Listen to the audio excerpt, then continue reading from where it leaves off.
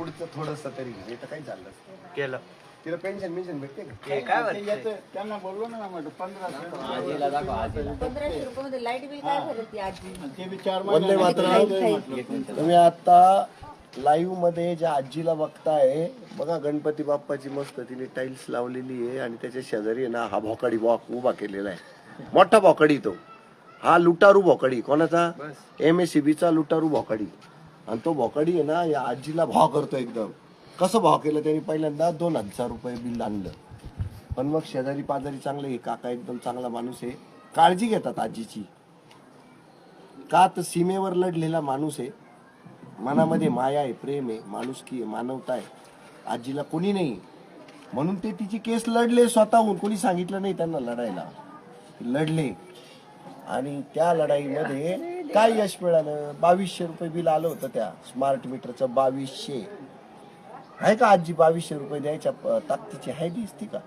एकटा आजी म्हणजे आणि त्या इंजिनियर, बेशरम इंजिनियर्सना आम्ही म्हणतो हे स्मार्ट मीटर या मोदी गव्हर्नमेंटने स्मार्ट नावाने जे जे आणलं या देशात, तिथं तिथं लोक फसले, खाली बसले, सरकार नालायक.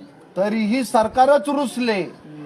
का तर म्हणे जनता का नाही फसली म्हणे, म्हणून ते सरकार. स्मार्ट मीटर ही फसवणूक आहे. स्मार्ट नाशिक ही अंधश्रद्धा आहे सर. स्मार्ट रोड्स अंधश्रद्धा आहे सर. तसंच हे स्मार्ट मीटर ही अंधश्रद्धा आहे. आणि इंजिनियरला काय शिकवलं माहिती का सांगायला? तुमचा मोबाईल काढा तुमचा मोबाईल काढा. म्हटलं का हो? काढा तर खरी म्हणे तुमचा मोबाईल. काढला. हा मोबाईल स्मार्ट आहे ना म्हणे. म्हणलं हा चालतो म्हणे, तुम्हाला स्मार्ट मोबाईल चालतो म्हणे. स्मार्ट मीटर का नाही चालत? त्यांना म्हणलं अहो खरंच नावाप्रमाणे हा स्मार्ट आहे. या स्मार्ट मोबाईलनी मला स्मार्ट केलं म्हणलं जगासमोर, म्हणून तो स्मार्ट मोबाईल आहे म्हटलं. आणि तो माझ्या फायद्याचा आहे ठरलाय. तुमचं नाव स्मार्ट आहे पण तुम्ही लुटीचा अड्डा तयार करून ठेवलाय. मी त्याच्यावर खास रील बनवली की MSCB चे हे लुटारू, चोर, दरोडेखोर, डाकूमीटर आहे. हा नालायक रामाचा एवढा उदो करतो. त्या रामाने एक धोब्याच्या सांगण्यावरून सीतेला जंगलात सोडून आला. आणि येथे पूर्ण देश बोलतोय की मतपत्रिकेवर घ्या इलेक्शन, का घेत नाही? मतपत्रिकेवर येणारच नाही, एक बी येणार नाही आमचा. तर हे स्मार्ट मीटर या आजोबांनी या आजीला वाचवलं.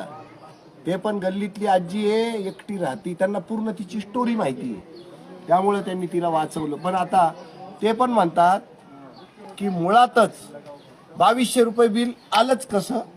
50% तुम्ही कमी केले म्हणजे 1100 रुपये आलं, तर 1100 तरी आलंच कसं?